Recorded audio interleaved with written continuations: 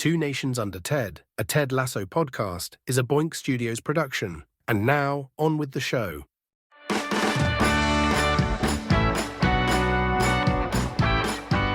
Oh, hey, I'm sorry. I didn't see you there. We're a little busy, all right? By the way, welcome back to Two Nations Under Ted, the Ted Lasso Podcast. This is the Season 3 review. We threatened, nay, warned, nay, confessed that we may be eating on the Season 3 rundown. Guess what? It's happening. I've got chicken kebab, as we talked about during previous episodes. Jay's got a big honking wrap up there. I've got a doner kebab. There you go. I may have just dropped a rice kernel on my keyboard, but it's going to be okay. Oh, pop them keys off sharpish, otherwise that'll... I've got one of those gaming keyboards, so every key is elevated, so it's not inside of the... Yeah, you know what I mean? still need to get that out of there sharpish, otherwise I know, right? It just becomes part of the machine. By the way, Tom Clark here with you as always for the last time, joined by Jay Luft and Joe Higgens, at least on this show, at least on this season of Ted Lasso. First off, at the gate, this food is delicious. Second, huge thank you to everybody who's followed along with us during the course of this entire show. It took us a little over a year to wrap it up. We have wrapped it up, and yeah, man, it's been awesome. I've thoroughly enjoyed myself. I'm sure these two guys have as well. And we're going to spend whatever time we're doing this here today celebrating Season 3, stuffing our faces, as we said before. It's going to be great. Joe, kick us off to here today, my friend. What do you think?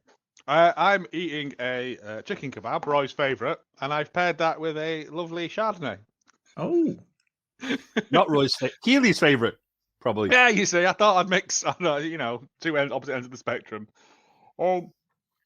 Yes. Season 3. I feel that Season 3 is possibly is the best season. Purely because by this point you're fully invested in the characters, even though this is what I'm saying about the whole Ted Lasso thing, is that even though the characters are ridiculous caricatures of actual people, it's the world of Premiership football, so I imagine they're not that far away from the truth, as we discovered with the Zlatan stuff. These people walk among us, well, not among us, but the thing is, in Season 3, you're that invested in these characters and their trials and tribulations, to see the emotional heartbeats that go on in this season. For me, the jokes and everything are fine. That's what makes Ted Ted. But the stuff where it can punch you right in the stomach and you don't even realize, you don't see it coming, that happens in this season a lot. And I know it has to, because it's the last season, possibly. But it never feels like it drags you down. It's always, here's the bit, right, back up, but you've got to come back down again now. And I just think it's very well written, it's very well executed, and I mean, as the whole thing, as Season 1, 2, and 3 together, this is the Holy Trinity. Mm-hmm. I haven't felt about a TV series since I watched Schitt's Creek. In the same way, as in, I think watching this has made me a better person. Again, I can't disagree with that. I never got into Schitt's Creek. Well, I take that back. I watched a lot of the first season and howled on every episode, and at some point said, why did I stop watching? I never had a good reason why I stopped watching, so I need to go back again. How many well, as we're all trying to eat, so my apologies. How many seasons have they gone? Is it 3, 4? They've been on for a while. It stopped. It had a beginning, middle, and end, and they stopped. Nice. Yeah, they knew what they were doing. I've had to move my keyboard, so typing's now weird. Oh, by the way, if you guys have never checked out that travel show Eugene Levy has on Apple TV, it's fantastic. Ooh. Oh, no, apparently there were 6 seasons. Oh, wow. I thought there was quite a lot. It's very good. It genuinely, the first couple episodes are a bit finding its feet. Mm-hmm. Yeah. But then when it knows what it is and what it's doing, it's a beautiful thing. God, there's 80 episodes. I did not realize that. I think it's because once we started watching it, we just burnt through it. But it might be due a rewatch. But it has that same that same jokes and ridiculous situations, but also incredibly great moments of pathos that Ted Lasso does as well. And like the ending, I've almost cried as much as I did at the end of Ted. Wow. Okay. Because it's characters that you care about. They're well written. They're rounded out. They're not. Ted has his flaws. Everyone has their flaws. They're not presented as, and you see them go on this journey. Mm-hmm. That's what makes it. That's what a story is. That's the Dan Harmon wheel of storytelling. Like it is. And this is why depending on how the next season of The Bear goes, possibly America's finest export of the past 10 years. That's high praise, and it's a great show. It could very well be the next show we tackle, kids. I'm not saying, but it's possible. By the way, it's called The Reluctant Traveler on Apple. It is glorious because Eugene Levy hates to travel, hates doing everything they want him to do, but he's like, his demeanor is very much like this. He does seem like a very nervous man. Oh, it's like, well, if I have to, I'll do that, I suppose. And like he's out of his comfort zone. And a lot of the episodes are very touching and touches him. He gets choked up quite a bit where he's like, I made friends with people in a country I may never go to again and did things I may never do again. I'm like, this show's awesome. So Jay, to Joe's point, in terms of a show that connected with you as much as this one has, is there another one or is this like the biggest one? I think for me, this is the biggest one.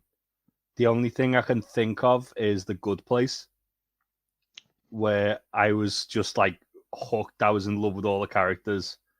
I was invested in every character, and the last episode of that, I was a mess, and I'll never recover from it. Pretty much like Ted Lasso. I think to Joe's point, I think it's probably the best like US exports in the last 10 years. For me, probably since like the US Office. Ooh. If I had to think about one off the top of my head. Yeah, I'll give you that. In terms of stuff that I put on for comfort. Yeah. Yeah. And obviously it's like my other comfort show is like Scrubs, which I'll just put on in the background. It's the same guy who did Ted Lasso. So again, same sort of idea, I guess, just a more well-rounded story. Hopefully knew when enough was enough, but we'll see. Well, that's the... I don't know. We tried rewatching Scrubs, and some of it hasn't aged particularly well. No, I'm with you there. Me being a Bernard Wright on, like... No, I'm with you there. I think some of it's aged like milk. But it has got John McGinley doing... It has got John McGinley just being John McGinley. Yeah. More shows need John McGinley. Just doing... Just being that's what he's like every day of his life. Like, I feel like he's kind of like Matthew Perry, but more evil. That's like the vibe I get off John McGinley. I'll give you that. Yeah. He's snarkier Matthew Perry. By the way, rest in peace, Matthew Perry. Rest in peace, Matthew Perry. Indeed, big Fallout fan. What a shame. It's a crying shame he didn't get in the Fallout show. What a loss. What a loss. So I honestly I've actually thought about this leading up to today. Is there another show? There's plenty of shows that have connected with me, but is there any that I can recall? And I'm older than both you guys, right? But so like I've got a little bit more viewing time, but I don't think there is anything that I would say this has flat out. You know, I grew up with Magnum PI and Simon and the A-Team, and those were my shows growing up as a kid. And of course, I was into science fiction, Battlestar Galactica, like the original, and all that stuff. All greatly weekly episodic villain of the week stuff, but never in terms of like an ongoing story that's serialized may be the wrong word, but you guys know what I mean. I think Ted might be it for me. I can't really think of anything on top of my head that like that show gets me when I watch it, and I can laugh, I can cry, whatever. It's awesome. It's Yeah, that's the thing I'm saying is that like I don't think anything since possibly The American Office or I mean even British wise, like something that I think it's because Ted it's silly, but it's not stupid. I think it's very, for what it is as well, it's very emotionally intelligent. Whereas Yes. like a lot of other shows I watch, which are like comedy shows, it's more cynical, like stuff like The Righteous Gemstones and It's Always Sunny, where it's the worst people ever, and you're laughing at them because I can't believe they've been such a piece of shit. Whereas with Ted, it's one really good person making, I wouldn't say necessarily pieces of shit, but like just people who genuinely need to be lifting them up and making them better people. Yeah, no, it is. And I can't think of anything. I've never watched A Good Place, so I don't know. I might suggest that Good Place is great. Because we tried Twin Peaks, and God bless her, I don't think she was into it. So about 20 minutes in, she was like, "There's been no jokes yet," and I was like, "Twin Peaks isn't a comedy." It is objectively hilarious. Did you tell Harvey it was a comedy? No, I didn't say. I didn't say anything. But some of it is objectively hilarious because it's just like the random parping jazz at times and stuff like that. But it's David Lynch, so like you take that with it. That response sounds like the response of a typical white guy where 5 minutes in the movie's like, when do the car crashes happen? Where's the girls with no tops? What's going on in this movie? You know what I mean? It's Homer Simpson. So the police knew about it all the time. What? There's no police in this film. Oh, I got bored, so I'll make up my own films. That's wonderful. Yeah. Yeah, well, you know what? As soon as we stop recording, I'll come up with some other examples. I make it sound like this the only show I've ever enjoyed, which is not the case, but God, it's just, yeah. It's something I think about a lot. Yeah.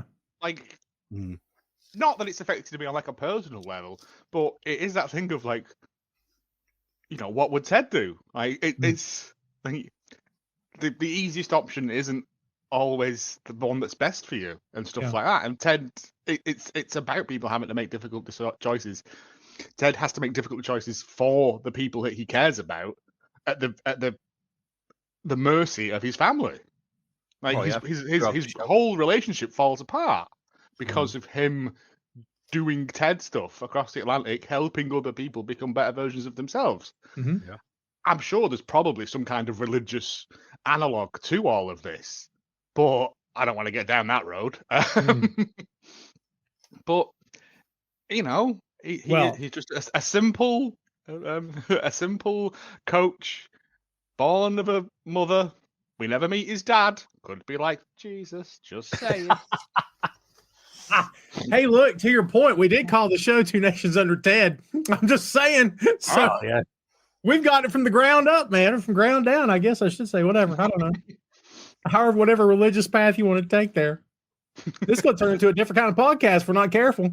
Yeah. Righteous Gemstones, here we come, boys. Well, to be fair, Righteous Gemstones or The Good Place both have big like religious connotations, but not in the way that you think. Yeah, opposite ends of the spectrum, I believe. Yeah. And you know what? I'm glad both of these guys mentioned gemstones because I think that was the first possibility we talked about for the show after this one. But like, because that would be my question. And as we're on the air, we're going to figure this out. I don't know. But like, you know, like, do we go from serious, insanely great storytelling, Emmy-winning drama, some of the best we've ever seen, to lighthearted fluff nonsense? And then maybe the third show, if we choose to do a third one, it's back to, you know, and great stories. And I don't know. Maybe that's the seesaw of what we're going to do. Righteous Gemstones is not lighthearted fluff. Yeah. To be fair, Righteous Gemstones is like if True Detective was set in a mega church. That's just, yeah. Lighthearted in the sense of this crap is never going to actually happen. But enough darkness where it's like, I can't believe they just, and then like you mentioned the emotional moments like of seriousness, when they do have those moments of being sincere, you're like, is this a gag? Is he really crying? You know? To your point, yeah, it does feel like it does make you more cynical. Right. Righteous Gemstones, yeah. It does make you feel like whenever anyone does an emotion, you're like, this is a work. Yeah. Like, I mean, yeah. Righteous Gemstones also has like one of my favorite all-time TV show characters in Baby Billy. Baby Billy is absolute. Goggins, give him all the awards. Yeah. Come give your Uncle Baby a kiss. Come on now. Come on now. Come on over here now. Come on. So good. So good. Yeah. But yeah, I don't know. I don't know if we could do that. I'd like to do The Good Place. I've never seen it. So I'd be going in with fresh eyes. Good Place is excellent, but the very last episode is fucking like think all of the like really hard to watch scenes in Ted rolled into one. Into like 1 45-minute episode. I don't think I'd like that. I was a fucking wreck when I watched the last episode. I have to get absolutely hammered so I don't feel anything. Yeah.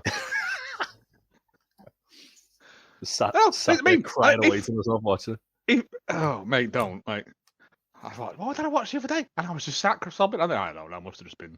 I think the Dark Nights are getting to me. I think my SAD's kicking in or something. No, I can't remember what it was. I think it was like an advert for them sponsor a donkey things. And I'm just, oh my God, he can't go up the stairs. And I'm just like, you need to get out. Just sponsor carrots. Get some vitamin D in you, boy. Like, yeah. Well, put it this way, because it's network TV, that one would be a Hoss. 4 seasons. Let's see, 26. What's that? American seasons, so they're like 26 a season, aren't they? 40. 53 episodes total. What's that? Gemstones?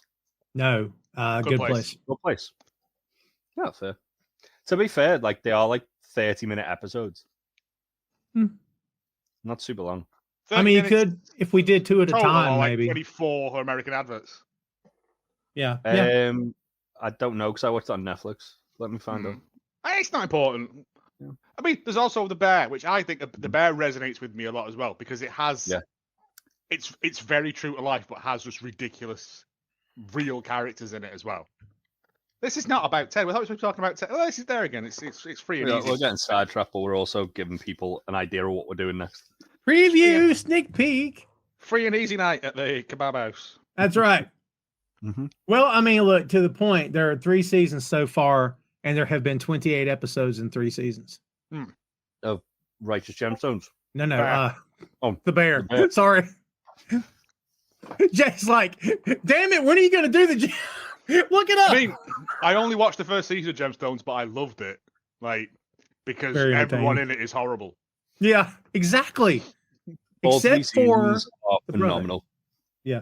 I mean, because if you're doing that, like, because everyone at the end, apart from Rupert, everyone at the end of Ted ends up a better person. Whereas I think in Gemstones, they just get progressively more, like, more shady and corrupt as they go. Yeah. So he's like opposite ends of the karma spectrum. Yeah. Even Cartrick it was this big, had a moment of, this guy's a real person after all. This is awesome. Yeah. Yeah, but as Jay explained, like Cartrick is just one of those not agent provocateurs. What's the word for it? He's one of those journeyman coaches who just like goes in to fix like a bad season. And he's only there usually for like the end of the season to bring the club a bit of stability, and then he gets sacked because he's had a bad start. And he goes and does the same thing. Yeah. Well, even on the commentary, he's like a colour commentator. He'll just say whatever the opposite of everyone else is, just to seem like he's a contrarian. That's the word. Thank you. I couldn't think of it. I kept saying, I thought agent provocateur, but I don't know. What was it? He was my towel boy. What are we talking about? He was nothing. He was a kid man. What do you mean? That was him. So, in order to circle back to the show, as you said, Joe, that's what we're doing here. I was thinking about this too going into today. And I want to get to the season 4 stuff shortly. This may be a hard question, probably for all 3 of us. Is there any character besides Ted, in your opinion, that when you watch this show, now that we've gone through all 3 seasons, that this show absolutely couldn't have lived without? Or is it that the answer to that is the whole cast, because everyone is so great? Because I'd probably say the whole cast, but like if we're going into like specific characters, I'd say Roy. I'd say Roy and Beard. Yeah. Roy's Beard, yeah, of course, and Jamie to a degree as well. Yeah, and Nate. Yeah, see, I think and Keely. and Keely, and and Rebecca, and Higgins, and Rupert, even Rupert. Even Rupert. To be fair, I think when you look at the sort of team, because Roy's kind of like the first nut Ted tries to crack. That's why he becomes such an integral character, because he's the first one that Ted wins over, and then obviously develops into being almost like Ted and Beard's right hand man, and eventually Ted's successor. So I think in a way you as far as where the end game is in the show, Roy's probably in the sense of Richmond, Roy's probably the most important, because he's always since pretty much since the first episode, he's been kind of groomed to be Ted's successor when Ted eventually leaves the club. Would you say he has the biggest journey then?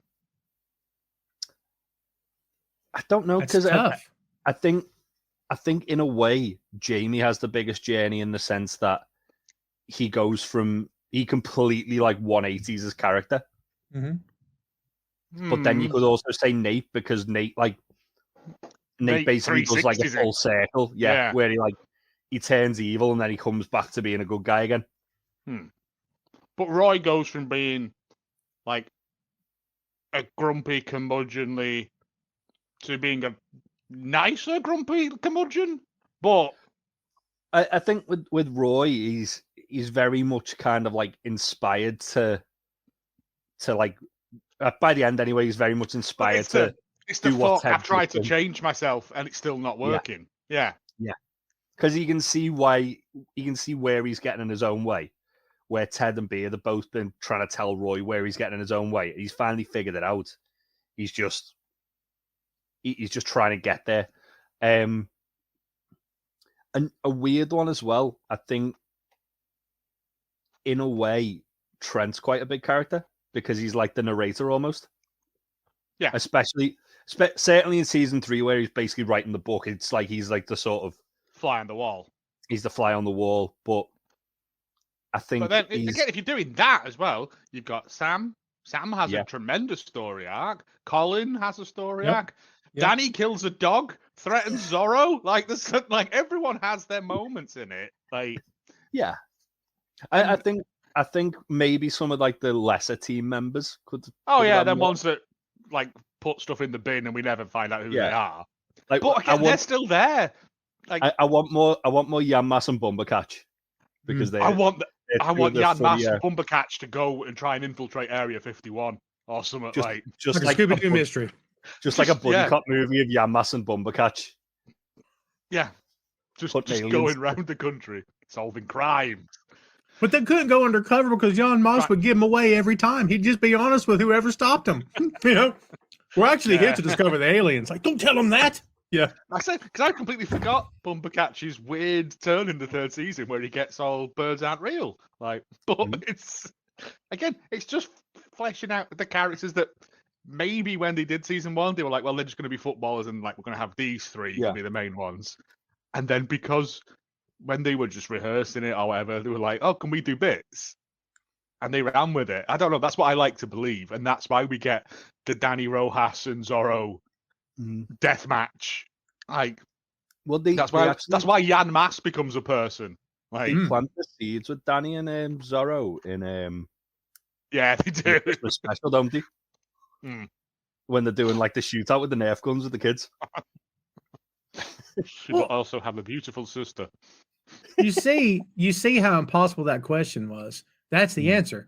I don't know that this show, first of all, should have lost anybody, and second, would it have worked without all the components working in unison? No, it's a well-oiled machine.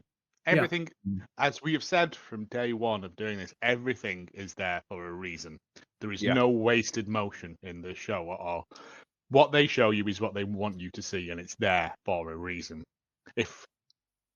Yes, it's called Ted Lasso, but at the end of it, they're like the Richmond way.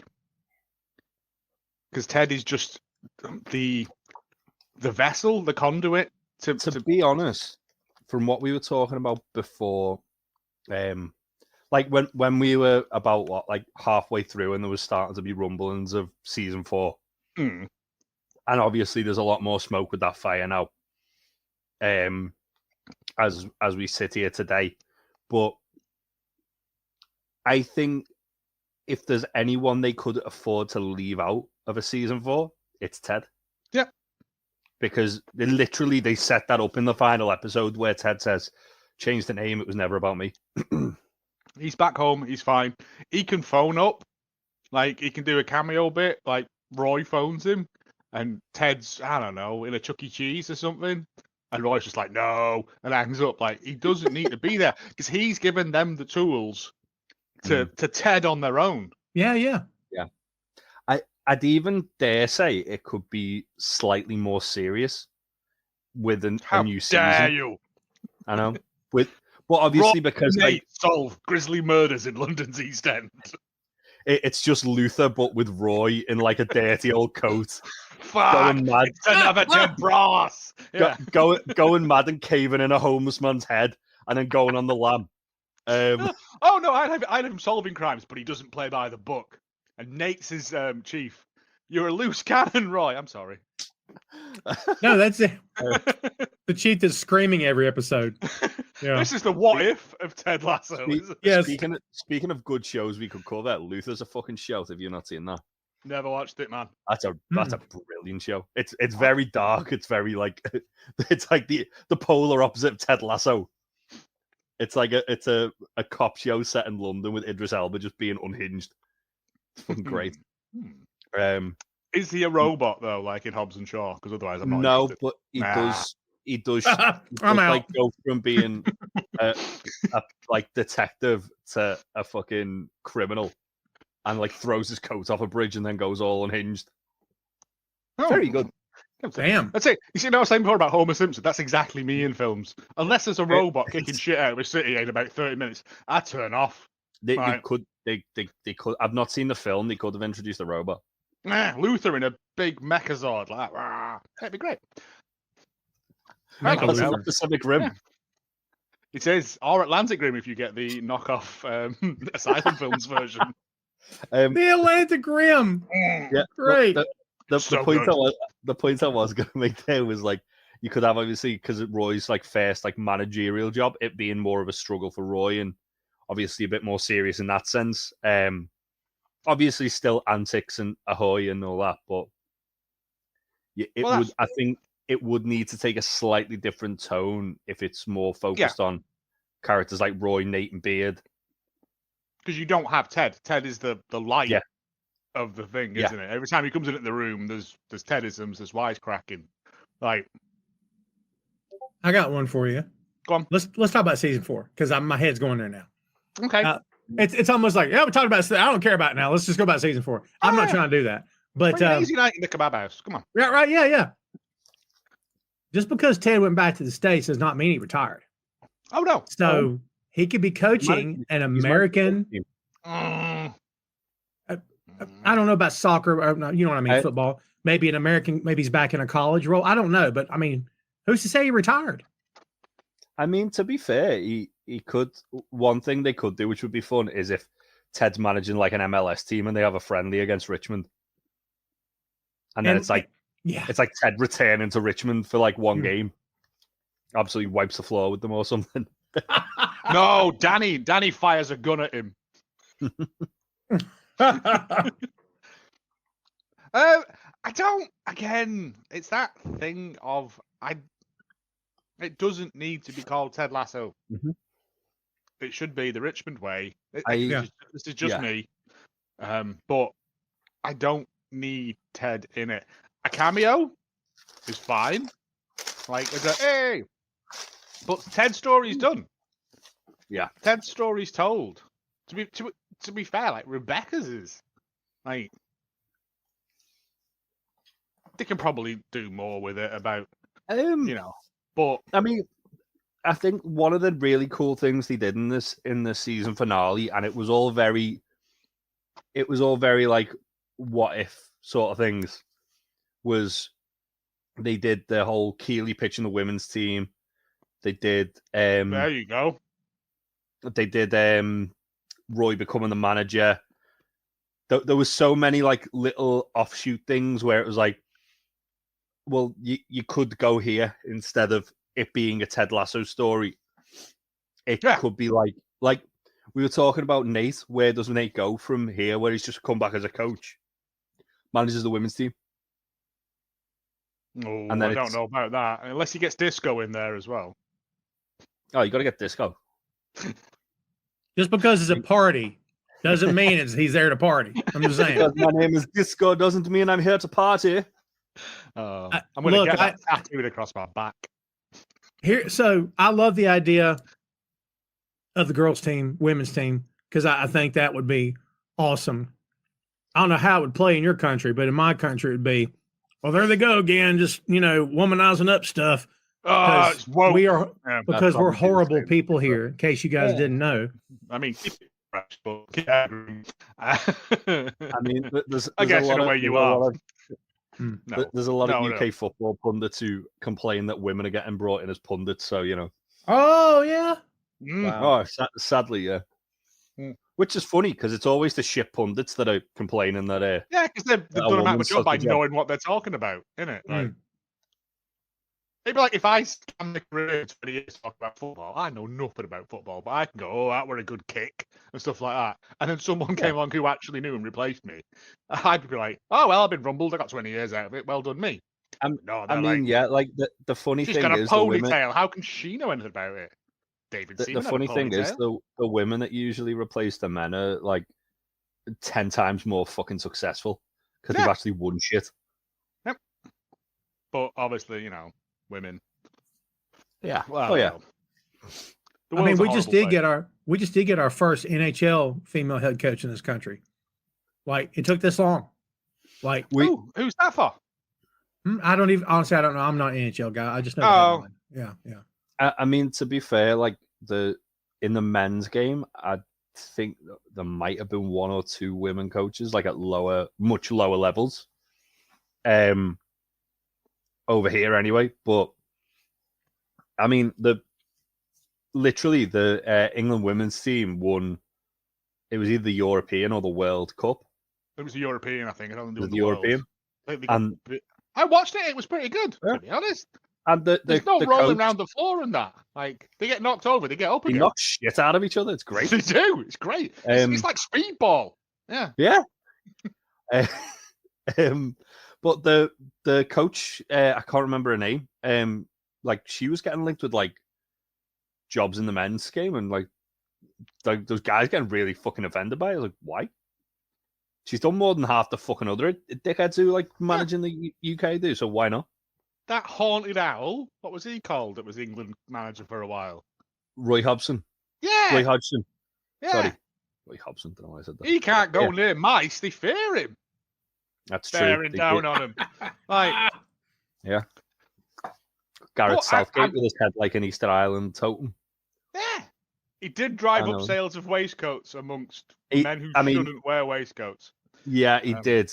He did a lot of bad things for this country, to be fair. By the way, Jessica Campbell, assistant head coach in the NHL for the Seattle Kraken.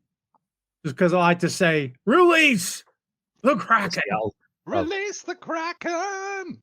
Yeah. Saying. If you've not heard Ninja Sex Party's song, Release the Kraken, I recommend you listen to it. It's great.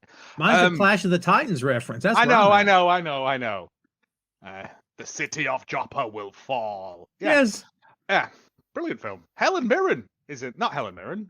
Maggie Smith is in that, looking about 90, even though she's 23 in it. Yeah.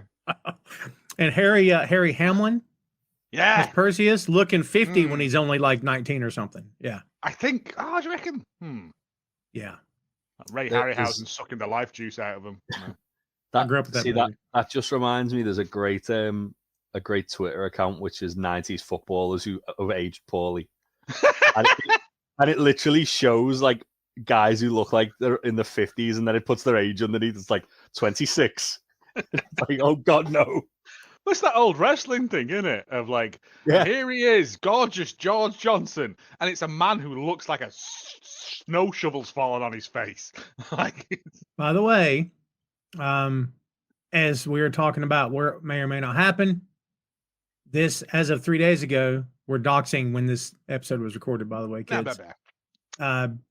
So Steve Carell has a new HBO comedy series coming out, and joining the cast is one Mr. Phil Dunster, which could be why he was not announced for a season 4 of Ted Lasso. Steve Carell will pay for his crimes. Yes. Yeah, he did The Office, and then everything else has been kind of. Foxcatch is good. I've not seen that. I tried to watch Space Force, and I haven't seen that. For such a strong cast, I was like, "There's no jokes in this." It was to be fair, very Twin Peaks. Steve Carell did like a few like really good serious roles, and then forgot how to comedy. Like The Big Short, amazing as well. Yeah. But now you said that, I am kind of like thinking again, men's team done. Like, do the women's team. I think, to be fair, I think there will be like a lot of crossover, because there has to be, because you've got if it's the Richmond women's team, you're just gonna have people clamoring to see the older characters come back as well. Yeah. So I think you could do the crossover quite well. Obviously, as I say, like for me, the logical thing would be have Nate be the first manager, and it's Nate trying not to be like go back to his old ways of being a dickhead of a manager to gobbing on mirrors, and trying to be more like Ted.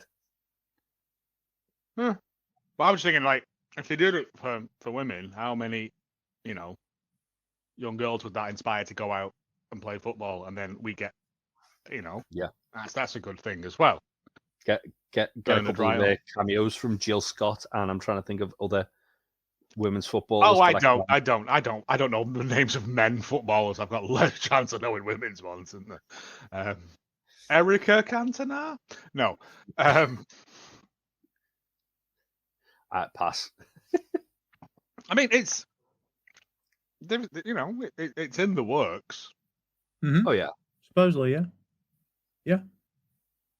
Here's something. So, man, listen, Apple TV, we got you. Don't worry about it. We'll do it. So, if they do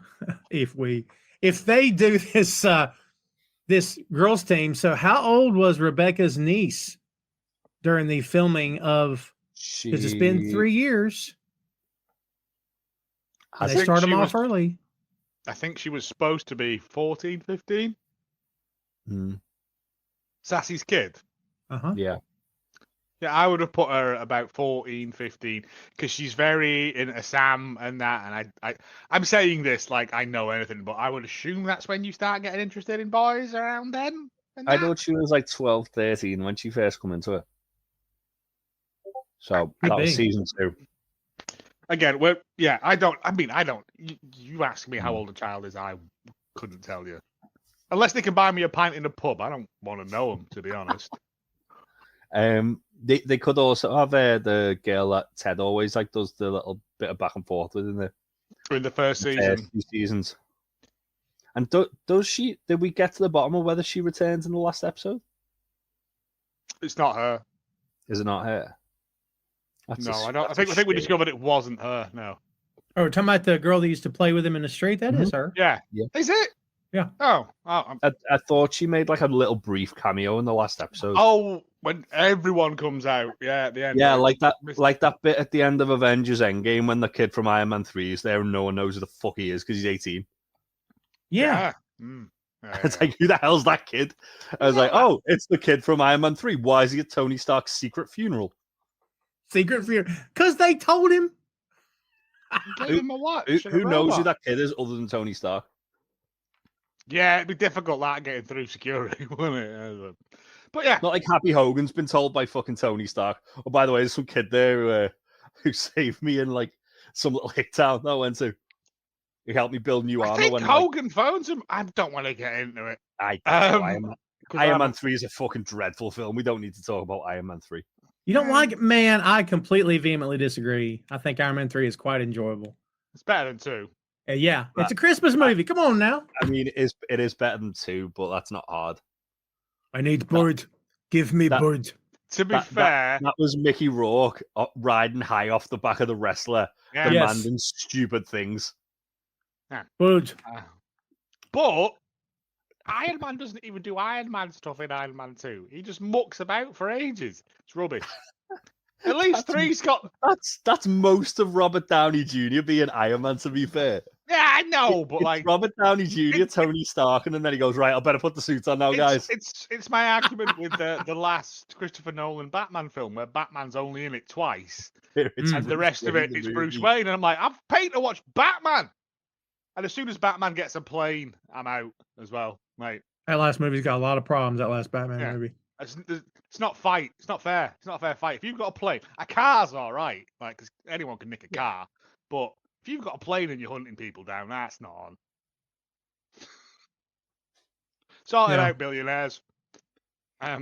Yeah, well, Bruce Wayne and Tony Stark, right? Kiki May is the actress, by the way. And very little I can find about her other than Ted Lasso, and she did something in 2021 as well. The Electric Life of Louis Wayne in 2021, and The Great in 2020. No idea. I don't know. I was just thinking in my head of how do we piece around to make it work. But if Jamie's not, well, as characters are not possibly returning for this season 4, that gives the opportunity for characters that we already know to get a bigger screen time, or the introduction of new characters we've never met before, which could also be fun. I think like the way they can explain away that Jamie's not there is what they did in the final episode. Oh no, sorry, the next to last episode with Pep Guardiola, sort of like having a little chat with Jamie, and it was like, all right, well, Jamie's probably getting signed back to City. Yeah, but will Pep Guardiola there? Because City are playing shit at the moment. I'm just saying. Question. Yes.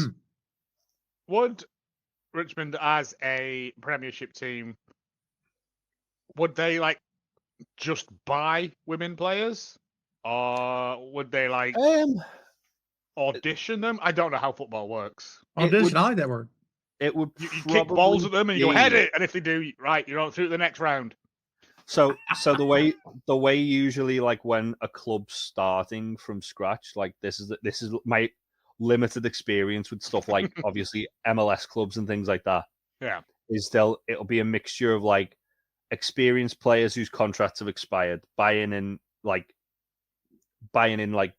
more experienced players as well, and then maybe signing free agents or like younger like prospect players. Right. And then they probably, if they were doing it like an academy setup, they'd probably like then be looking to sign like kids from as young as 9 and like to go into the academy and then work the way up through the teenage years. From 9, you say? Yeah. Ted Lasso, season 12. Phoebe becomes the head coach of the Richmond women's team. Yes. Phoebe could join the Richmond women's team. That's where I was going with it. When you said Sassy's kid, I was like, well, Phoebe's better than Sassy's kid. Yeah. I mean, I would love nothing more than for a season 4 to happen and for us to be 2 or 3 episodes into season 4 messaging each other on Facebook saying, this show is effing amazing. God, they've done it again. You know what I mean? Those sons of bitches. Yeah. Yeah. Well, that's the thing. If there is a season 4, how are we going to do it? Are we going to like do it as it comes out, or are we going to wait till the season ends and then just do it like we've done here? I think you do it week on week when it's fresh, isn't it? Because then there's no spoilers ahead. There's no. Yeah, true. We're going as blind as everybody else. Yeah, and then you've got to be super on your eyes. Right, because we've got to be really smart. Yeah, and all this. Oh no, then the whole illusion, the whole peek behind. Don't look at the man behind the curtain. Like, I think a lot of the time when we're like watching it, we know what's coming, so we know what to be looking for. Yeah. Whereas this time it's like, what the fuck are we doing here? Yeah. See, I like that. A whole different ball game. Yeah, it'd be a much different season. Still be football. Nope, they're gonna abandon it. It's gonna be tennis. Croquet. Tennis lasso. I mean, look, even if Judy Murray and I'm out. Even if they put together a writer's room, let's say best case scenario writer's room in January. I mean, we're still looking at. Sounds what it's going to be, doesn't it? I mean, You're I'm looking at just. a year. Yeah, at least. Oh, yeah. January I of the following year. Yeah. 12 episodes minimum. Yeah. They're going to be, 40 minutes again? Maybe longer ones. Yeah. You got to pad that out. You got to film them, edit it. You know, it's, it's going to be at least a year. And then you have to worry about the show being canceled because Apple has been known to do that. All the streaming platforms are doing that because It's true. they have no confidence in their products. No. Yeah. Well, Looking at you, Netflix and Cowboy Bebop. Yes. Bastards. I really enjoyed that. I did too. Yeah. Yeah. I've got 3 episodes in and I got a thing. It's been cancelled. I was like, well, I'm not going to bother with the rest then. What's the point? Well, and the cast was gutted when it was canceled. Like every cast member took to social media and said, "Oh, worst day ever." Like they all genuinely enjoyed doing that show. Look, they were having a blast. Yeah. Yeah. Well, such a shame. It's like Firefly all over again, but none of them have turned out to be mad racists. Apparently, Ted Lasso season 4 is going to start production in January. Yeah. Yeah. According to a news thing I've just seen there. I don't know if it's a reputable source, but no. That's the thing is like when you're Googling it. Yeah, that's the hard part right now. Yeah. Who's Matt Maloney? He's the person who's Matt Maloney. He invented bologna. Yes, Okay. of course. Yeah. His brother with Jimmy Corned Beef. Corned That's beef. what I thought. Alan Haslett. And they're all fans of West Ham. Alan Haslett. Nothing. Come on. I didn't get it. West Come on. Ham. Jesus Christ. I'm just saying. You're doing like proper sandwich meats. I'm doing Haslett, which is That's the what I worst did, yeah. sandwich meat. Haslett That's is where the I'm going. worst sandwich meat. I have no idea what that even is. Oh, you don't want to know. It looks like a band-aid that's been like stuck to like underneath a fucking till or something in the shop for a while. Yeah, it looks like if someone took pate and beef and then dipped it into that stuff that made the Joker weird and then put it on a sandwich. Yeah. The stuff that made the stuff that made the Joker weird. I've never heard it put that way. It looks diseased. It's not right. It's not nice. No. Be thankful you don't that's- get it, but you get bologna, which is its own problem anyway. Yeah. Full of nitrates. I might have that other kebab, you know, lads. I just realized that Jay and I are both looking stuff up at the. Developed a taste for it. I developed a taste for it. Yeah, so I've just seen that there is multiple.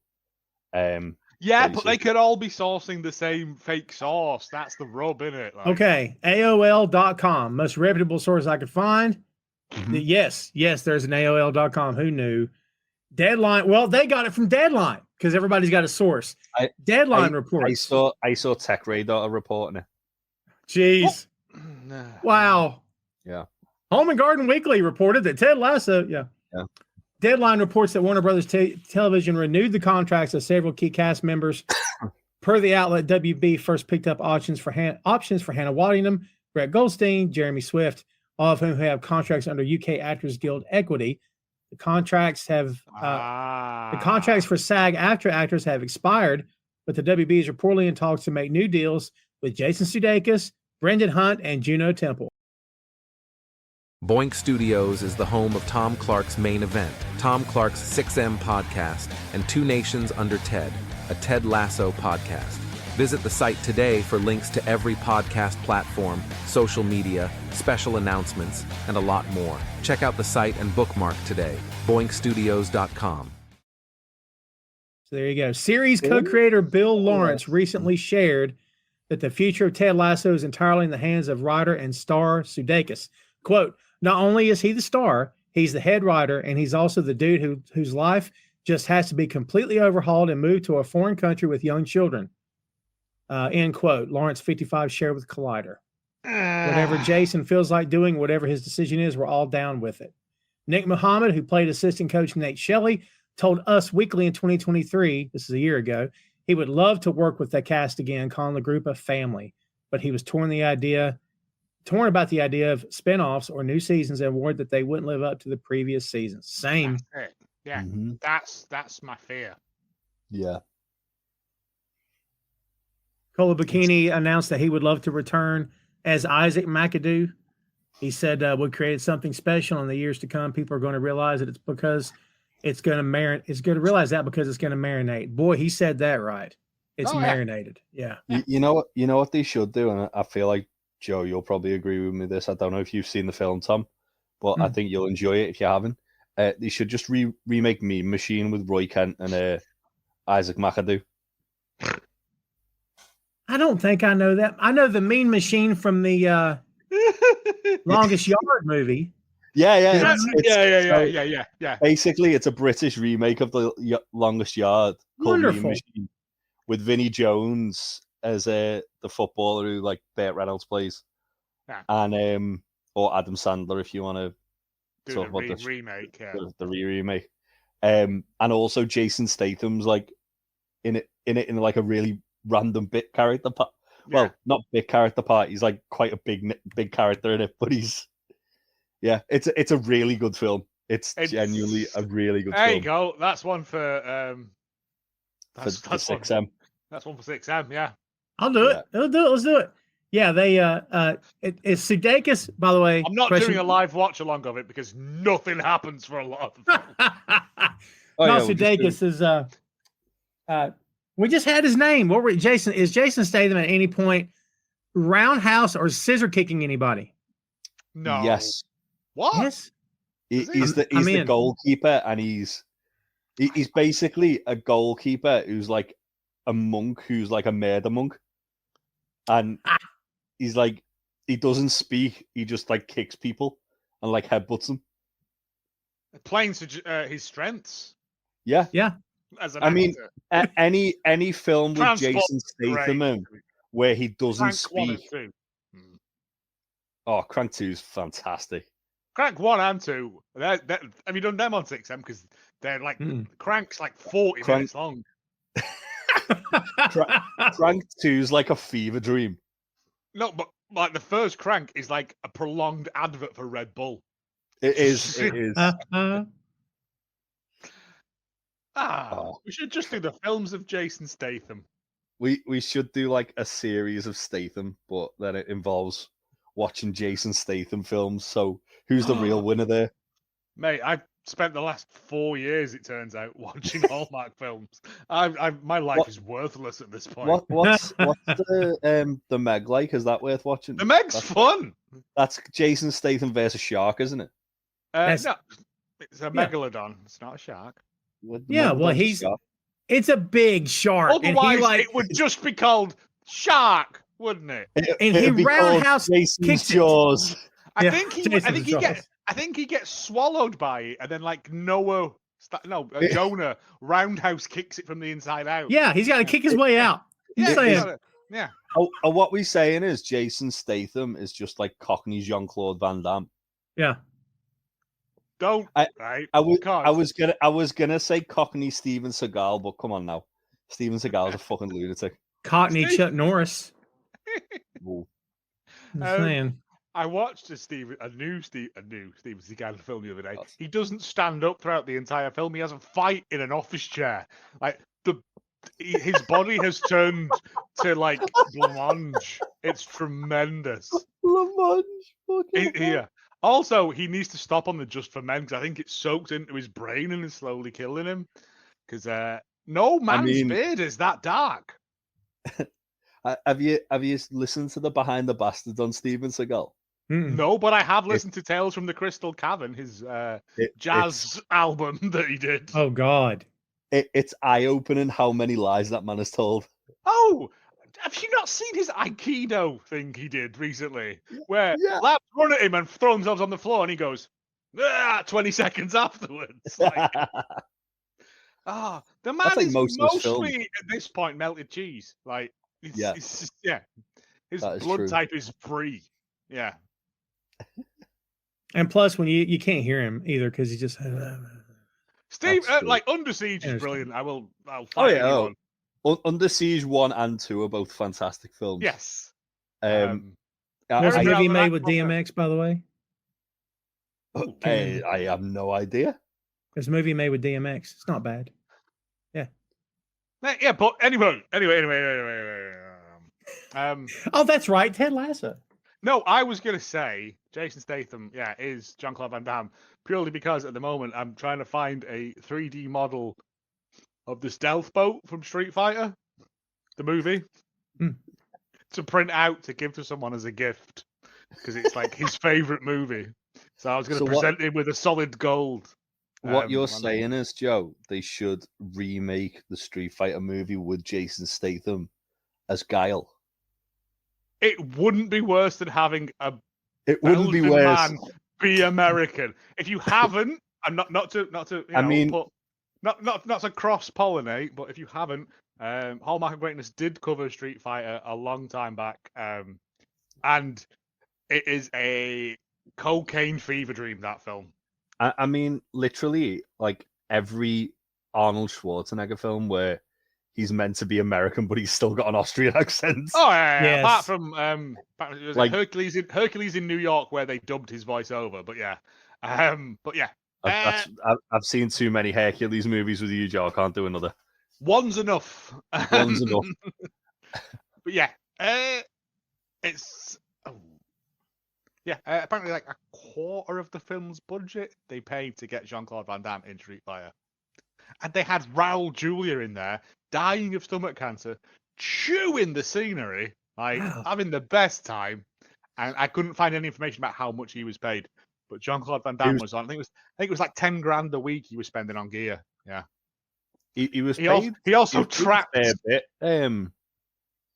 Raul. Round yeah. Julia, wasn't he? Because it was like he only did the film because he knew it was like going to be his last big payday.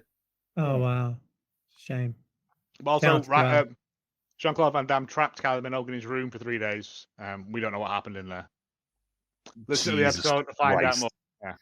Jesus. I assume he was just doing cocaine-fueled like splits between 2 kitchen counters. Like, I don't know. Maybe Derek from Taste of Athens showed up and hung out with him.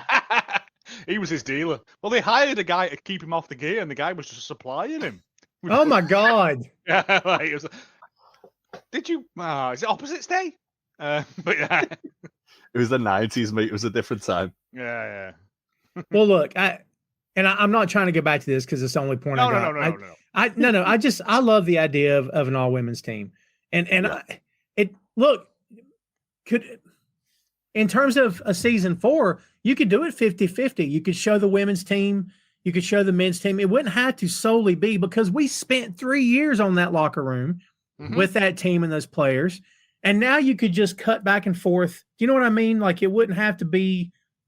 And then maybe at the end of the season, you're leading up to, the women are playing an important match, and the next day the men are. It's like a big to do for the season finale. I don't know. I mean, that's usually how it works in like football anyway. It's like the men's team will play one day and the women's will play the other.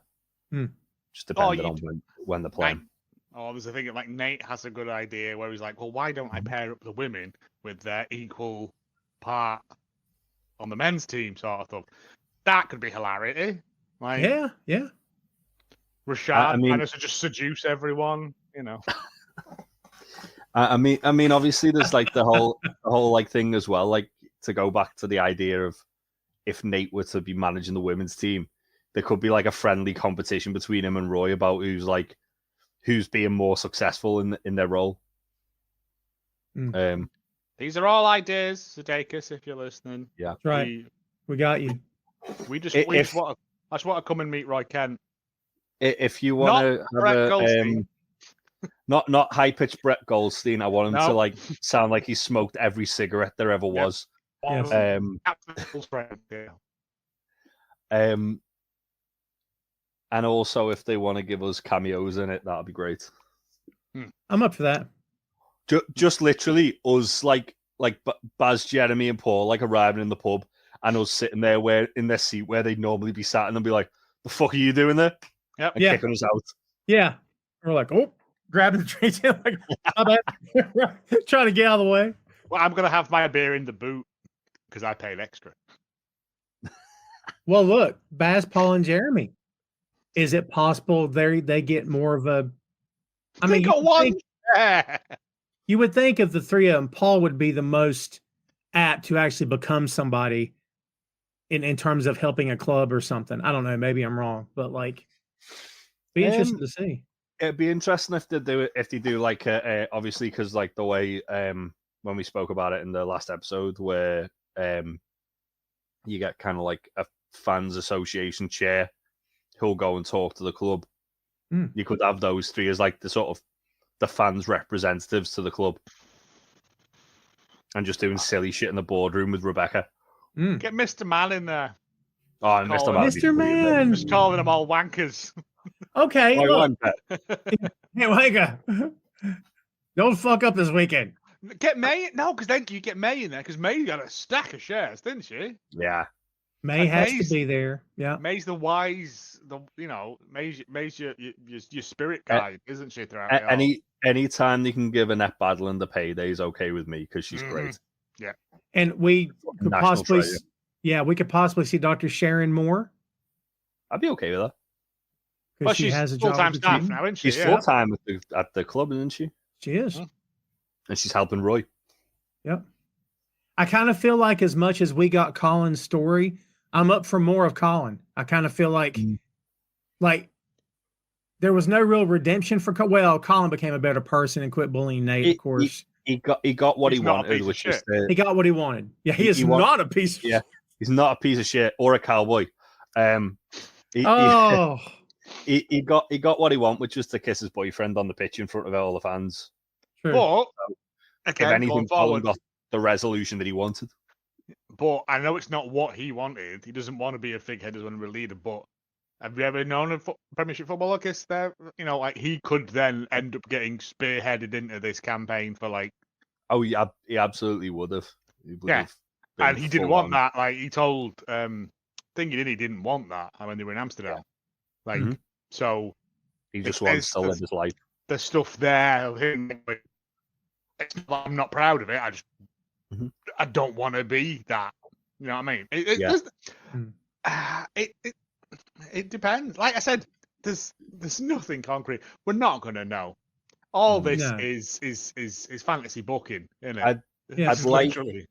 I'd like to see if they do bring Trent back, maybe like have him like writing a follow-up book of the creation of the women's team. Is that too on the nose, you think?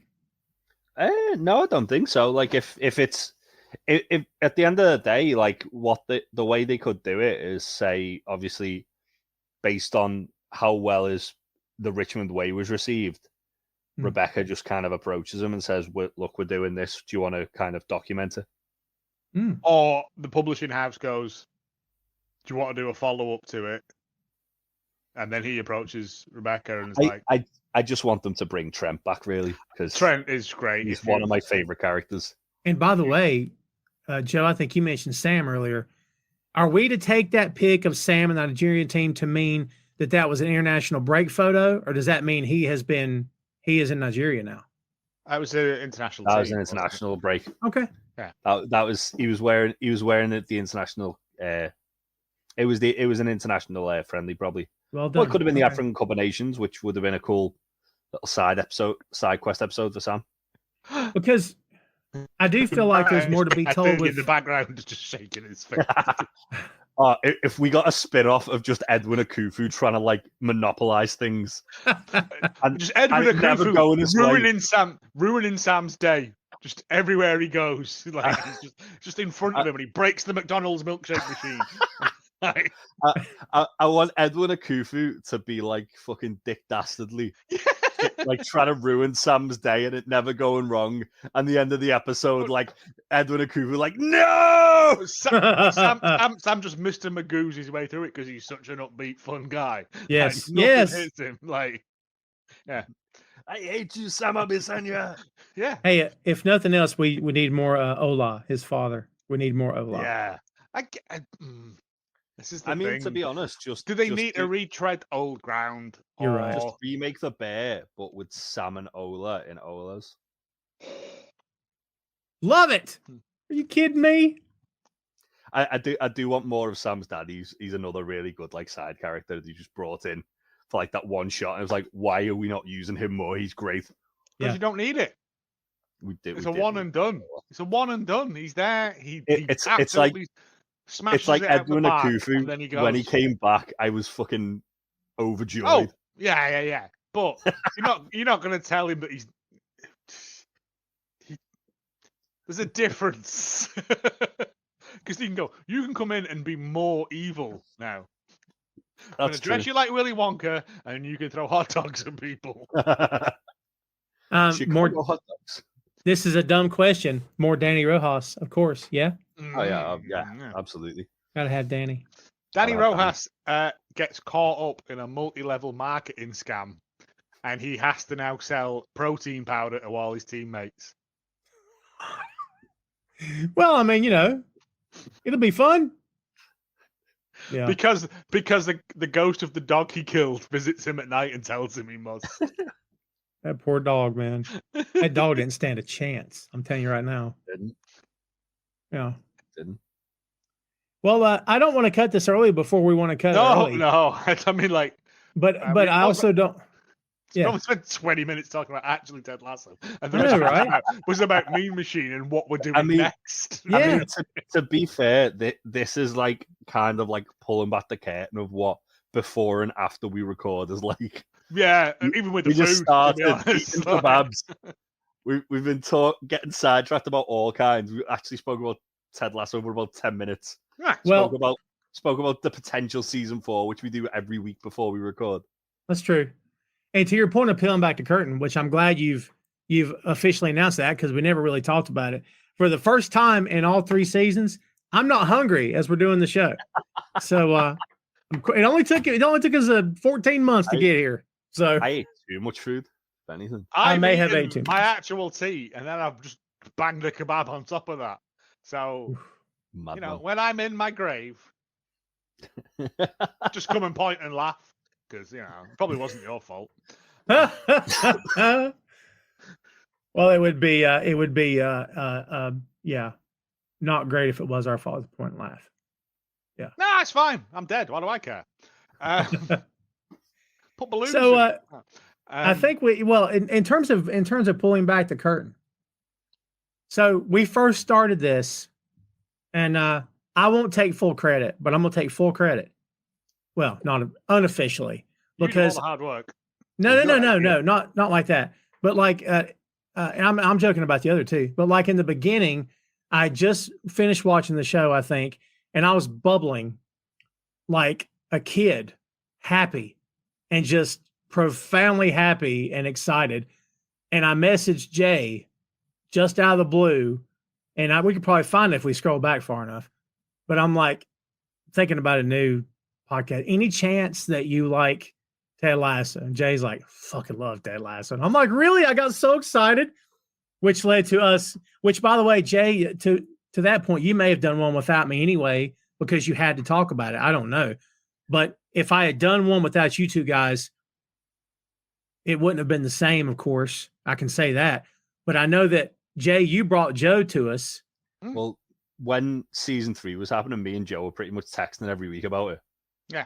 And I was like, yeah, I need to. When me and you had that first conversation, I was like, I know just the guy who'd like make the perfect like third person for this.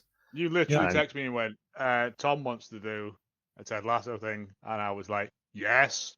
Yeah. I need to talk about this with people who understand it as much as I do. Or as I think I do. Yeah. Right. Yeah. Same. Yeah. Yeah. Again, I know some of them go a bit long, but everything's there for. It's just appreciating. It's also appreciating the sheer beauty of the show. Like, yeah, we get sidetracked in that and whatever, but there's so much in there. There's so many little callbacks or seeds being sown for one of us forgets about and someone reminds them, and it's genuinely been a tremendous experience working with you two lads on this. Like, genuinely, I've found, like, you've told me things in this that I wouldn't have picked up, especially a lot of the football stuff, Jay, because I don't know, and all the American references, I don't know. Like, I kind of feel like I just show up and just talk nonsense for my share of it. You got a lot of like the old like film and musical references though. Yeah, I know. Yeah. Like I'm, you know. We all played our part. I was going to say each is a component. Yeah. Yes. Like making a great stew, you have to have the right ingredients, right? Yeah. Or the right kebab. You have to have the right. I've got some old pasta water on the stove. Jar of peanut butter with no lid. Yeah. I haven't got any peanut butter. I was going to have a peanut jar, but I haven't got any in. But the only one I've got is like a kilo one, and I'm not wiggling that around because that's how you get. I got to be honest with you. Dipping my, I'm more sanitary than I just am. I'm like, no, I'll use a spoon. I'm not going to use my finger. Nah, it's just you in the house. It's fine, isn't it? Like, I guess it's still weird. I don't know. But no, yes, this has been a tremendous, lovely experience. It's given me a new found level of appreciation for Ted Lasso by having stuff explained to me that I would never have understood in a million years because... Yeah, same. And look, to your point about the episodes being longer, like crazy long, as we walk away from this, at least for now, I don't feel like I left anything behind. No. I feel like I said everything I wanted to say. We covered it. We could go back and do it again and cover the same and maybe come up with new, but I feel like we hit it all. I was gonna say, I feel like we'd go back and watch it and we'd discover more stuff that we missed the first two times around because there's that many little like hidden details and there was stuff even like that we weren't really looking for until halfway all through the show. The book stuff, the whole whenever they were in Manchester, they had a blue moon, which we didn't pay attention to other than like Beard's the City game and Beard's night out. After like before that there was an episode with City in which probably had a blue moon as well. But yeah, there's that much little things, isn't there, that we could probably go back and go, fucking hell, missed that. Yeah. But again, that's for you to go out there, watch it, discover it for yourself, listen to what we've done, point out to us what we missed, because we're idiots. Like I said, I thought we did a fairly comprehensive job. I think we did a great job. Yeah, like no one's going to get them all, you know. No. Unless there's some Ted Lasso watching robot out there with 1,000 frame-a-second eyes, and he can spot everything that's in there. And even then, he won't get the jokes because he's a robot. They don't understand humor. That's true until he program 1, 2, and then we're fucked. Yeah. Well, if it's based on Elon Musk's jokes, then I think we're safe for a while. No, it'll just be like the Spielberg film AI, which was very bleak and terrible. Yes, it was. Oh, that's that little fat face kid, isn't it? Yeah. Much like what AI could actually become. Well, look, I've said this before on other shows, and we all three have other shows, but like people can watch what they want. They can enjoy what they want. And if people like that bombastic host who speaks in absolutes and says things like, this is the fact, this is how it is, blah, blah, blah, that's fine. You're welcome to watch what you want. I don't specifically enjoy shows like that.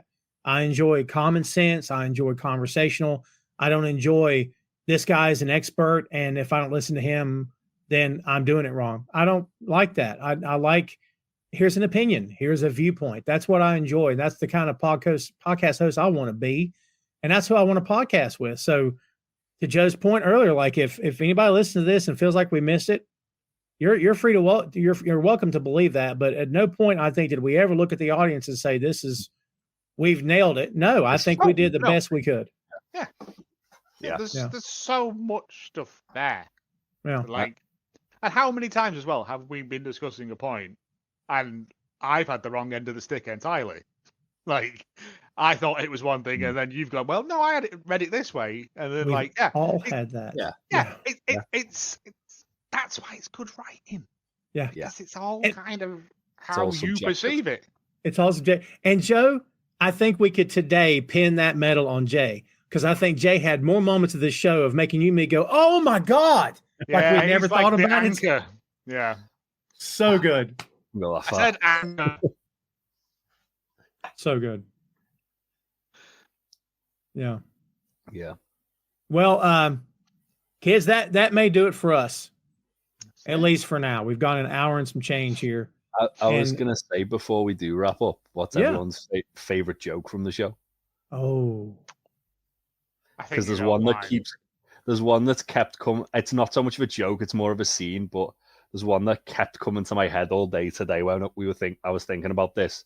What is it? And it's Ted's team talk before the Wolves game, where he can't get his head round Wolverhampton Wanderers.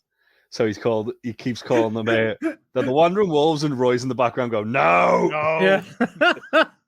And it's just one of my absolute favorite scenes in the entire show.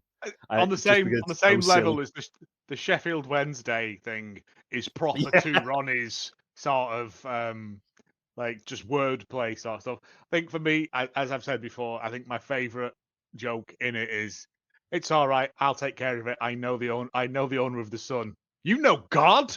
Yeah. That's a great one.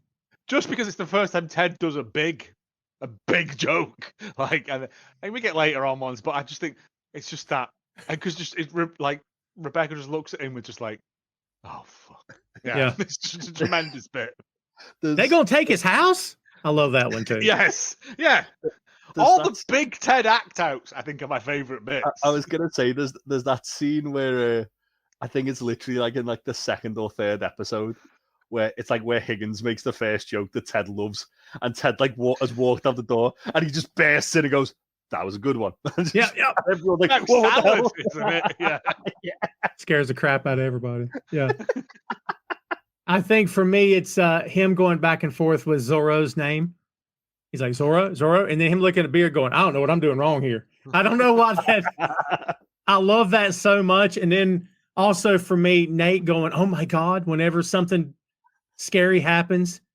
And then the lavender episode when he scoots his chair all the way back and goes to Ted and says, "Wait till you hear this shit." I'll never forget that. It's awesome. God, I love that so much. Straight faced. None of these bits are like technically jokes. They're just they're just funny things. They're act outs. They're bits. Like it's just, it's so tremendously good. It is.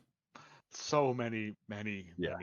Again, Roy throwing a bike at Jamie in Amsterdam. Yeah. Like just that image of him in the moonlight near a canal, just yeeting a bike.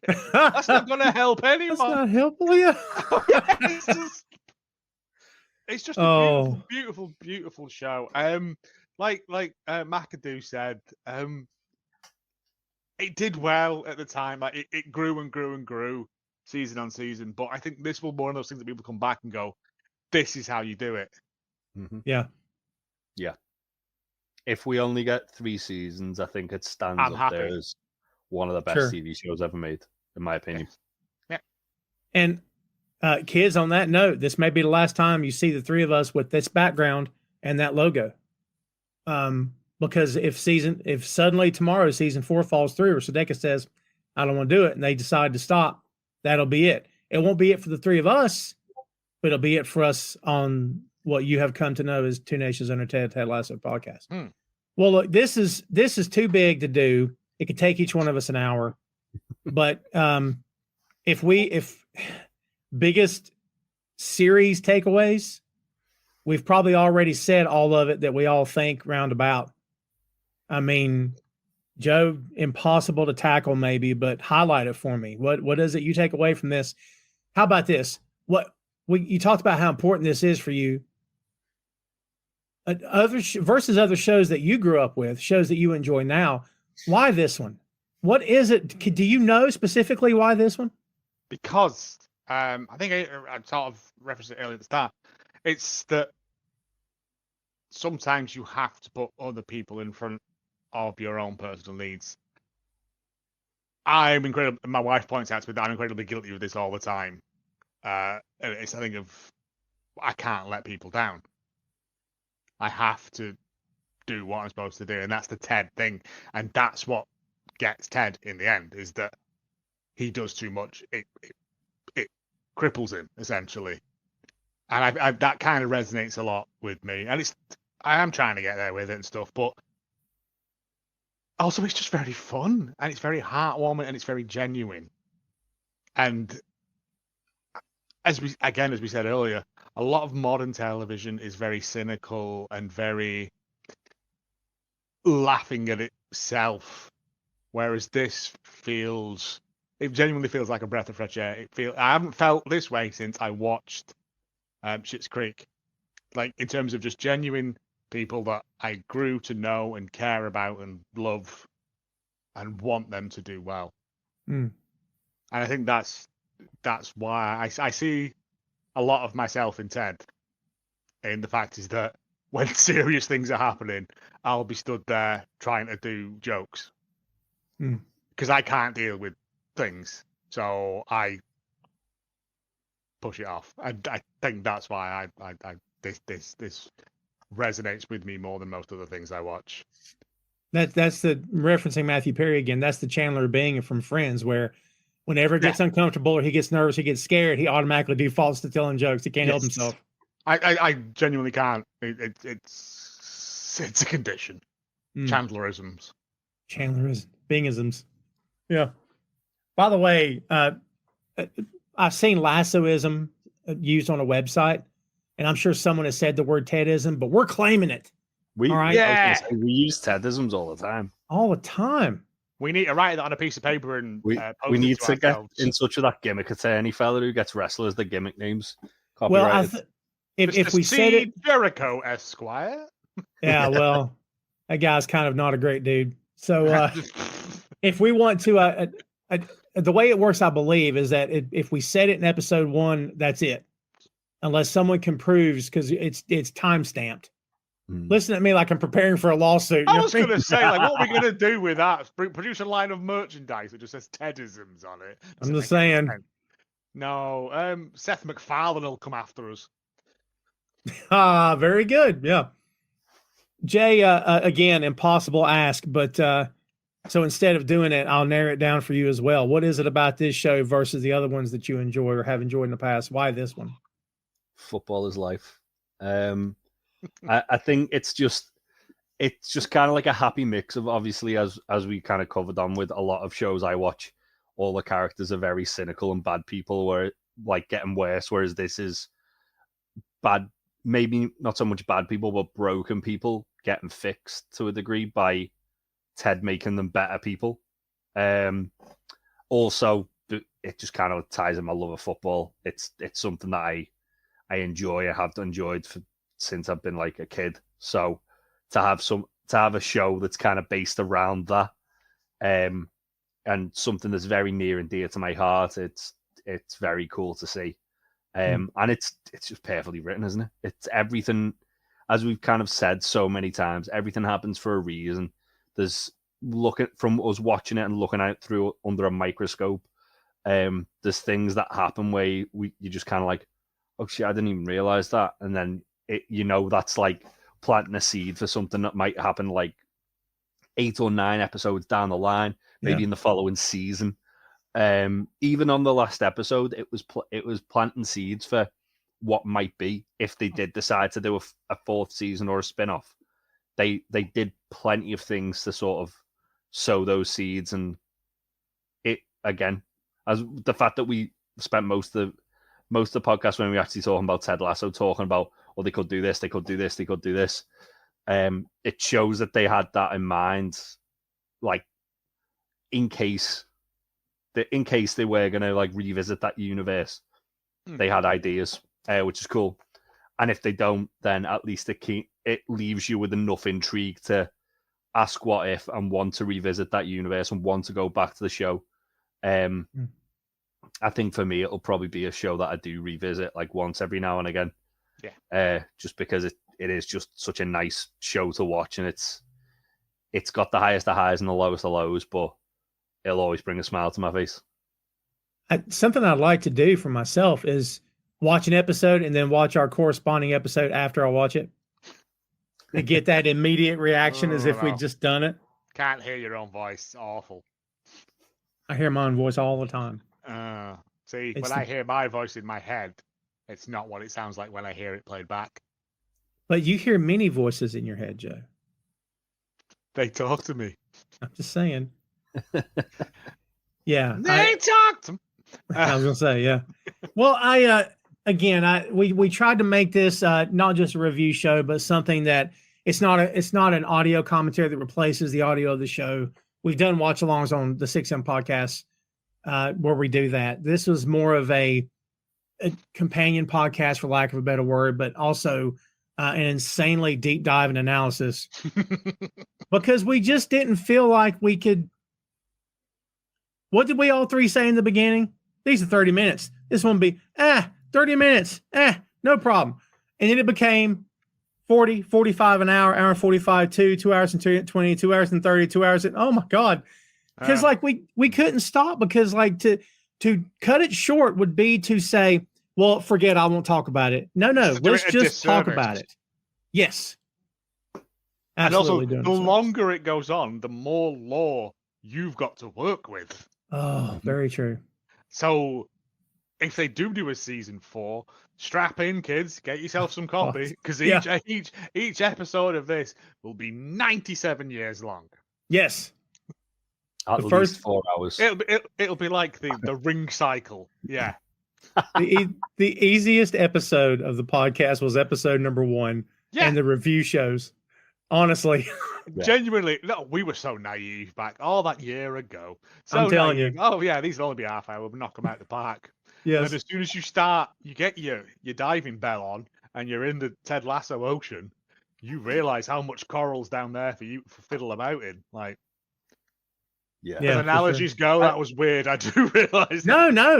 I mean, to be fair though, I think as well, like there's because obviously like you guys weren't that familiar with football. Like there's so many things. A lot. One of the things that we've kind of covered that I don't think I don't know because I've not listened to all the Ted Lasso podcast. I apologize if I'm selling these short. But what I don't think a lot of other ones would have covered is the kind of football background of it and why, like what the actual influence behind things on, how that actually works, what that actually means. Because a lot of it is Ted learning it, whereas it's like to kind of like validate what he's learning is right or wrong has been something that we've done that I think has made us kind of stand out as well from a lot of other kind of coverage of it. Because when thinking about this, I don't know that I said or mentally thought, well, Jay's obviously, well, I'll throw it to him. I don't even remember why I started doing it, but I thought, I don't know. As someone who loved the show, there was still plenty of references. I had no idea what they were talking about. But if Jay's a fan, why don't we just ask him? Like, you know what I mean? Like if this show were set in the States about something you two guys were vaguely familiar with, it would be on me to fill you in and that would be fine. But like you said, Jay, how many other shows do it? I really don't know. I've never listened to another one because why would I when I do this one? It's all I need. I don't think I would either. And there could be great shows I'm missing also. But man, I don't know. I think, like I said, I think we've exhausted every avenue. Watch your inboxes fill up now with like other Ted Lasso podcasts going, we want you on to prove to you that we know this shit. Yeah. That's fine. It ain't. I was like, okay. Yeah. I said I can walk away from this with my head held high saying, I've done an all right job there, which is as good as I ever give myself. Set the bar very low. You'll never miss it. No, I've got ridiculously high standards for myself. Yeah. No. Yeah, but if you listen to my stuff, it's terrible. But yeah, I genuinely, honestly think we have done the best we can do with this. Yeah, there'll be stuff we've missed. Yeah, there'll be stuff we may have misinterpreted.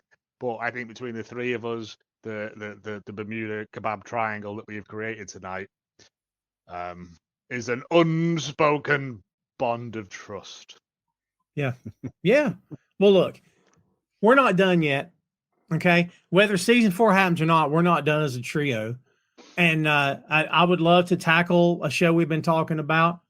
2025 is around the corner. I have no need to start a new one right now because there's time next year and there's time for new it gets me.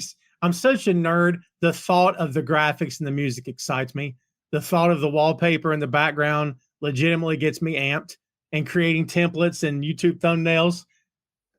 I'm a ridiculous old nerd. I can't help it.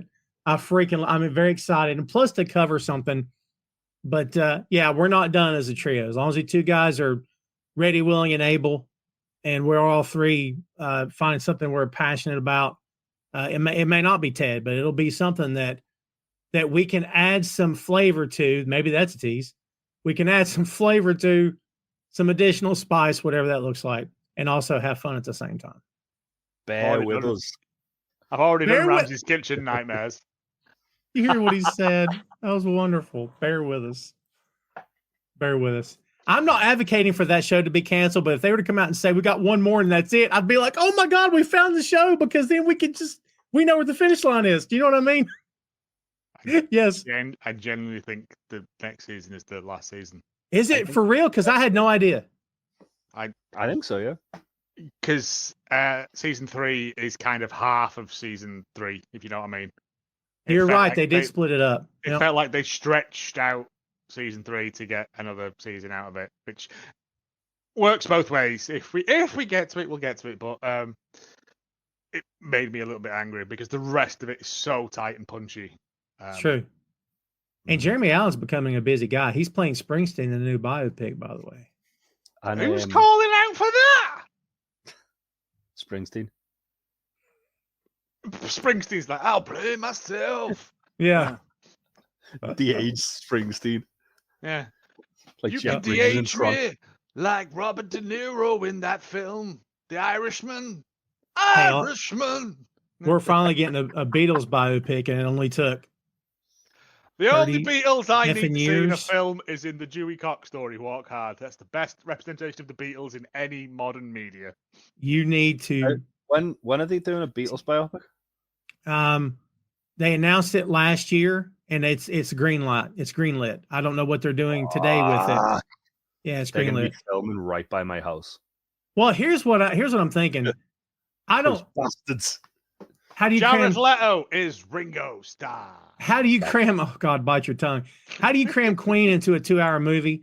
How in the you world? cut out loads of stuff, mate. Oh, that's how. There you go. Stuff. You screw it up. That's how. And you get an editor who's been up all night, like snorting coke. I got headaches watching Bohemian Rhapsody. The editing in it snaps about. Like, it should have come with a trigger warning for people who have epilepsy. It was awful. Was it Kevin Dunn? It wasn't great. It wasn't great. No, it made him look like stop motion photography. Fuck off. It made him look like blooming, yeah. Clash of the Titans. If there is a Beatles film coming out, then that's probably going to have my house in it. Right, we'll do that in the window every day. I will, mate. The Magical Mystery Tour bus always goes past my house. It broke down outside my house once. It was fucking hilarious. Is that because you put one of them finger strips outside and you were sniping? No, I didn't even plan that far ahead. Like literally, it broke down, and like where the road is, it's like there's no way anything's getting through. Yeah. So everyone was just sat there like behind it, realizing it broke down and getting more and more angry. It's like, just turn and fuck around. Was it because the road was long and winding? I'm just curious.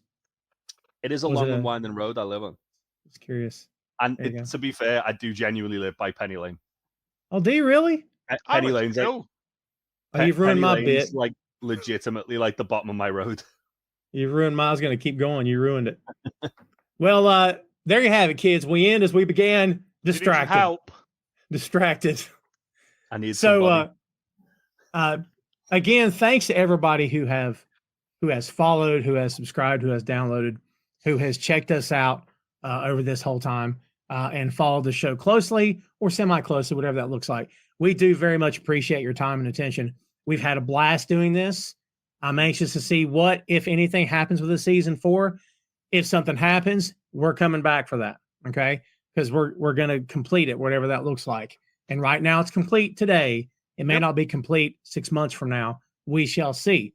And again, look for us in 2025 with our other stuff. You can find, of course, Jay on the Untitled Wrestling Podcast. You can also find Joe on Dammit, Vacant, and Hallmark of Greatness. You can find me on Tom Clark's Main Event, Tom Clark's 6M Podcast, and Tom Clark's Substack Podcast, because who needs sleep? Thanks again, kids. We're all busy. We're all busy boys, as you guys would say. So again, thanks, folks, for tuning in. We appreciate you, and hope you've got something out of this, because we sure have enjoyed bringing it to you. And again, we gave you this show with the idea of two sets of opinions from both sides of the Atlantic. Ted, being American, went to the UK. You can do the math. You can figure it out. But if we do choose the bear, whatever show we choose, we're not going to put over the fact we're from two different sides of the world. Doesn't matter then. We're just going to talk about what we enjoy talking about. So we rode with that gimmick this time. So hopefully it clicked with you. And no matter what part of the world you're in, again, thank you so much for hanging out with us, spending your time. We appreciate it. And for now, at least for right now, for Jay and Joe, I'm Tom, and we'll see you later, kids.